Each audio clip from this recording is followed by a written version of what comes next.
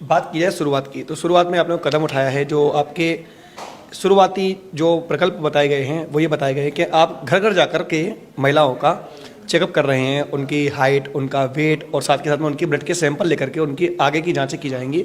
तो इसकी शुरुआत किस प्रकार से हुई कि आपको ऐसा कैसे महसूस हुआ? जैसा आपने बताया था कि मतलब ज़रूरत थी, लेकिन आपको ऐसा क्यों लगा कि मुझे घर घर जाकर ही ये काम करना पड़ेगा? अगर मैं आपको सत्य बताऊं तो शुरुआत यहाँ से नहीं हुई। शुरुआत आज के 8 महीने पहले ही हो गई थी, जब हमने ये सोचा कि हम हर स्कूल में जाकर के 11वीं और 12वीं के बच्चों का हम टेस्ट करेंगे, उनको हम एग्ज़ामिन करेंगे, क्योंकि किसी भी देश के लिए बहुत ज़रूरी है कि अगर उसकी हेल्थ को अगर हमें देखना है तो ये जो एज ग्रुप है जो 11वीं और 12वीं में होते हैं, मतलब 15, 16, 17 साल के जो बच्चे होते हैं, अगर इनकी हेल्थ अच्छी नहीं होगी तो कोई भी देश हेल्दी नहीं हो सकता। तो सबसे पहला हमने ये मुहिम उठाया था कि हम कोशिश करेंगे मथुरा और मथुरा के नज़दीकी मथुरा, वृंदावन, माठ, बलदेव, जहाँ जहाँ भी हम जा सकते हैं, हर स्कूल में जाकर के 11वीं और 12वीं के बच्चों का हम पहले टेस्ट करेंगे। अब वो मुहिम हमारी, और उसके बाद में फिर हमको इस तरह से शहर में आना था और जो वयस्क हैं उनके हमको टेस्ट और इन्वेस्टिगेशंस करने थे।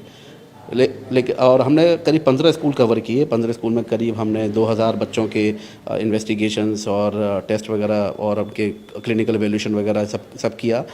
उसके बाद बोर्ड के एग्ज़ाम आ गए, तो जो चीज़ हम आज के 2 महीने के बाद करना चाहते थे हमने उसको प्रीपोन किया और फिर हमने ये प्लान किया कि हम शहर और गाँव में जाकर के वयस्कों का भी एक सैंपल लेकर के टेस्ट करेंगे।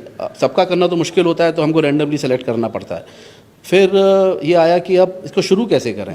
तो जैसे अमूमन लोग करते हैं कि एक जगह पर कैंप लगा दिया और वहाँ पे सब लोगों को बुला लिया, तो वहाँ पर जो मैंने भी पहले हम लोगों ने भी पहले बहुत किए हैं, पर वहाँ हम देखते हैं कि महिलाओं की जो भागीदारी है बहुत कम होती है और कहीं ना कहीं एक इनहिबिशन होता है, उनके अपने कमिटमेंट होते हैं, उनको घर में सबको देखना होता है और तो बाहर नहीं आ पाती है, एक हिचक भी होती है, बाहर आकर खुल के बात नहीं कर पाती है।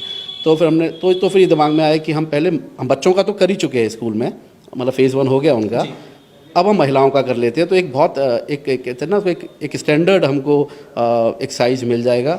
अब फिर ये आया कि चलो घरों में जाना शुरू करेंगे। तो घर में जाएंगे कैसे?